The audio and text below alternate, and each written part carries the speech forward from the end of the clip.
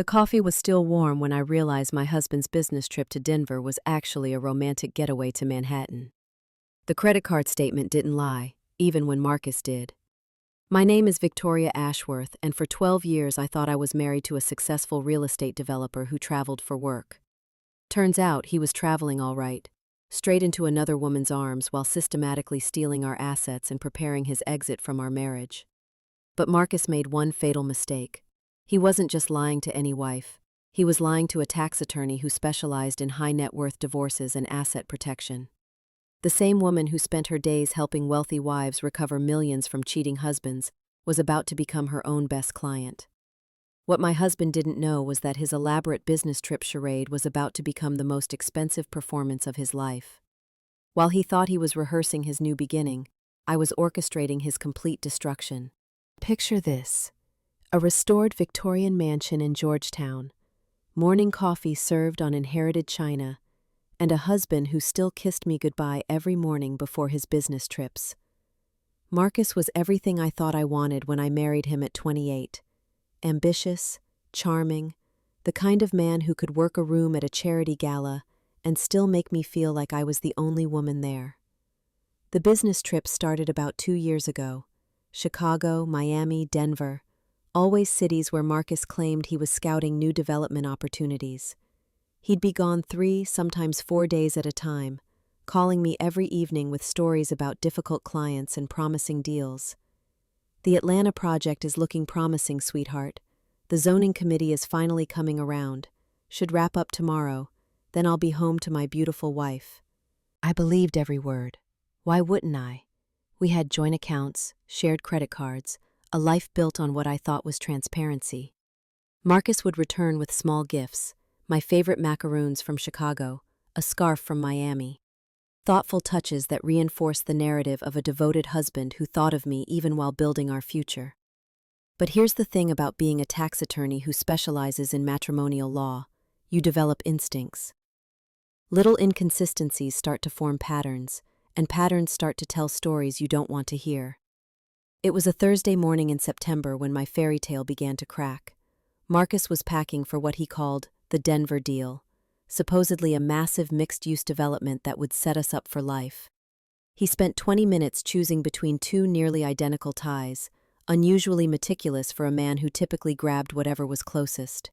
"Big presentation today," he explained, holding up a burgundy silk tie I'd given him for our anniversary. "Want to make the right impression." I watched from our front window as his BMW pulled out of our circular driveway. That's when I noticed something that made my blood run cold. Marcus turned left out of our neighborhood, the opposite direction from Reagan National Airport where he always caught his flights. Maybe another wife would have dismissed this as traffic avoidance, but I wasn't another wife. I was a woman who'd seen too many business trips that were actually romantic getaways, too many mysterious expenses that led to secret apartments. So I did what any reasonable woman would do. I checked our joint credit card account online. No airline charges, no hotel reservations in Denver, no rental car fees, nothing. That's when I realized my husband wasn't just lying about where he was going. He was lying about everything. You know what they say about tax attorneys? We're naturally suspicious and obsessively detail-oriented. Occupational hazards of dealing with people who lie about money for a living. So when Marcus's story didn't add up, I did what I do best. I investigated. I pulled our financial records from the past 2 years and spread them across my home office like a crime scene investigator. The patterns emerged quickly once I knew what to look for.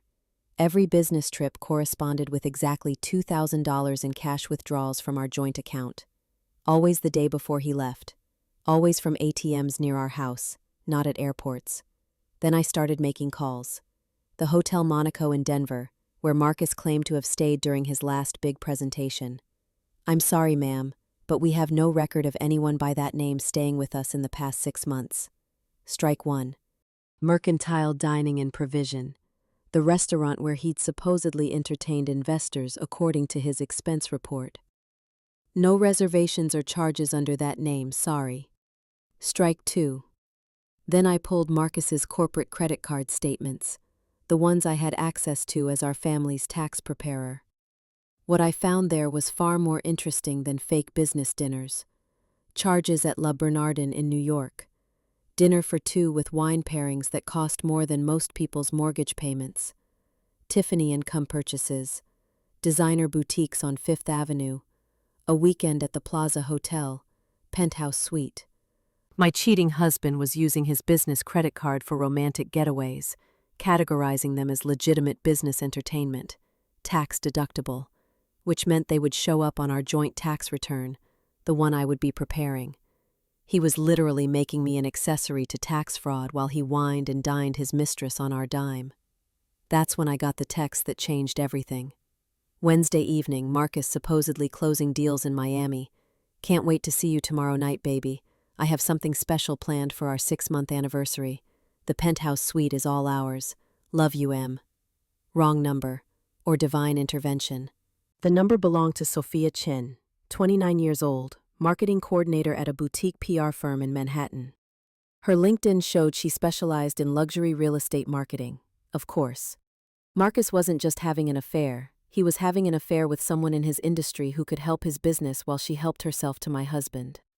I sat in my home office that night, surrounded by evidence of his betrayal, and instead of crying, instead of calling to confront him, instead of falling apart like he probably expected, I did something else entirely. I started planning. Because Marcus had forgotten something crucial about the woman he'd married. I wasn't just a tax attorney, I was a tax attorney who specialized in destroying cheating husbands financially. I'd spent 10 years learning every trick they used to hide assets and protect themselves from consequences. What Marcus didn't know was that while he was playing house with his pretty little mistress, his pretty little wife was about to give him a masterclass in asset recovery, from the wrong side. Most wives would have confronted their cheating husbands immediately. They'd scream, cry, throw clothes out windows, storm into offices making scenes. But I'm not most wives. I'm a tax attorney who bills $800 an hour precisely because I don't make emotional decisions. I make strategic ones. While Marcus enjoyed his romantic getaway with Sophia, paid for with our joint funds, I was building an airtight case. I documented everything, every fake expense, every mysterious charge, every lie he told about each business meeting. I created a spreadsheet that would have made my colleagues weep with professional joy. Then I did something crucial. I secured copies of all our financial records in my personal safe deposit box, the one Marcus didn't know about. In my line of work, I've learned that cheating spouses often try to hide assets once they realize they've been caught. I called Jennifer Walsh, the best forensic accountant in D.C. Jen, it's Victoria. I need a favor, a big one. I need you to do a complete financial analysis on my husband's business, every account, every transaction, every asset, and I need it done quietly. Oh, Victoria, I'm so sorry. How long have you known? About a week. But I have a feeling there's more I don't know yet. There always is. Send me everything you have. While waiting for Jennifer's analysis, I visited Marcus's office. I'd been there countless times for company events, playing the supportive wife who smiled at clients. But this time, I wasn't there as Marcus's wife. I was there as a tax attorney conducting due diligence. Hi, Patricia. I'm here to pick up some documents for our tax filing. You know how Marcus is with deadlines. What I found in Marcus's office safe made my blood run cold and my professional instincts sing simultaneously. The combination was our anniversary date, because of course it was. Marcus wasn't just having an affair. He was systematically moving our assets into accounts I'd never seen. Shell companies called Chen Development LLC and M&S Holdings. Investment properties purchased under these entities. Bank accounts in the Cayman Islands. But here's the beautiful part. Marcus had documented everything, every transaction, every receipt, every fraudulent business expense, because he needed them for tax filings. The same tax filings I helped him prepare every year. My phone buzzed with a text from Marcus. Deal's going great, sweetheart. Might need to extend the trip through the weekend. Love you. I looked at the timestamp, Thursday, 3:47 p.m., then at the credit card charge on his computer screen. Tiffany & Co., Manhattan, Thursday, 2:15 p.m., $12,000. I photographed everything, every document, every account number, every piece of evidence. By the time I finished, I had something worth far more than the engagement ring Marcus was apparently buying for his mistress. I had evidence of systematic financial fraud, tax evasion, and marital asset dissipation, everything I needed to not just divorce Marcus, but to destroy him financially and legally. As I drove home, I realized Marcus thought he was so clever with his exit strategy, hiding assets to protect himself from divorce consequences. What he didn't realize was that he'd just committed multiple felonies and handed me the evidence to prove it. That night, I made a call that would change both our lives forever. "Jennifer, it's Victoria. I've got those documents you wanted, and I think we're going to need to involve the FBI." Jennifer called me at 6 a.m. the next morning, her voice mixing excitement with horror. "Victoria, you need to get down here right now, and you might want to bring a criminal attorney." "Criminal? Jen, what did you find?" "Your husband isn't just hiding marital assets. He's been running money through shell companies for clients who shouldn't have money to run. We're talking potential money laundering, massive tax evasion, connections to offshore accounts that'll make your head spin." I sat heavily in my kitchen, silk pajamas suddenly feeling inadequate for the conversation I was having. "Are you saying Marcus is involved in criminal activity?" "I'm saying Marcus has been very stupid about who he does business with, and very careless about documenting it." An hour later, I was in Jennifer's office, looking at financial analyses that read like a crime novel. Marcus's company had been processing money for a network of shell companies tied to offshore gambling operations and sophisticated tax avoidance schemes for ultra-high net worth individuals. "Look at this pattern. Money comes in from overseas accounts, gets processed through Marcus's development deals as investment capital, then gets distributed to other shell companies as profits. Textbook laundering, and Marcus has been taking a percentage of every transaction." That's when my phone rang. Marcus, calling from his business trip. "Hi, sweetheart. How's Miami?" "Oh, you know how these things go. Lots of meetings, lots of handshaking. The investors are very interested. This could be the big one, Victoria." "That's wonderful, darling. I'm so proud of how hard you work for us." While Marcus told me about fictional meetings with fictional investors, I was looking at bank records showing he'd spent $3,000 on dinner at Le Bernardin the night before, followed by $5,000 at a jewelry store. "I should be home Sunday evening. Maybe dinner at that place you like? I've missed you, sweetheart." "I've missed you too, Marcus. More than you could possibly know." Rafinifer looked at me with admiration. "How are you so calm about this?" "Because I've spent 10 years learning how to stay calm while planning the financial destruction of cheating husbands. I just never thought I'd use those skills on my own." "This is Agent Sarah Chen, no relation to your husband's girlfriend. FBI Financial Crimes Unit. I've worked with her on complex fraud cases." "You're suggesting I call the FBI on my own husband?" "I wanted to make the skills with his relationships. I'm suggesting you call them before your husband's criminal associates realize their money laundering operation is about to be exposed in a very public divorce. When people like this feel threatened, they don't just file legal motions." That afternoon, I made the call that would change everything. "Agent Chen, this is Victoria Ashworth. I'm a tax attorney and I believe my husband is involved in money laundering and financial fraud. I have documentation." "Mrs. Ashworth, I can meet with you this afternoon. Bring the documents." 2 hours later, I sat in a sterile FBI office watching Agent Chen review financial records that I'd seen as evidence of infidelity, but she saw as something far more serious. "Mrs. Ashworth, what you've brought us is evidence of a sophisticated money laundering operation we've been investigating for over a year. Your husband's company appears to be central to a network that's processed hundreds of millions in illicit funds." "Hundreds of millions?"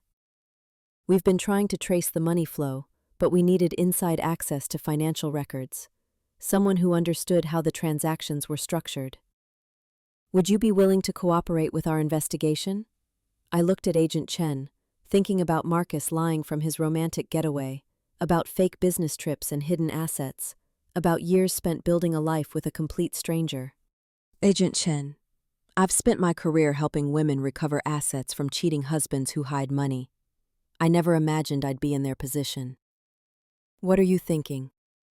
"I'm thinking my husband is about to learn a very expensive lesson about underestimating the wrong woman." "Yes, Agent Chen. I'll cooperate. Fully."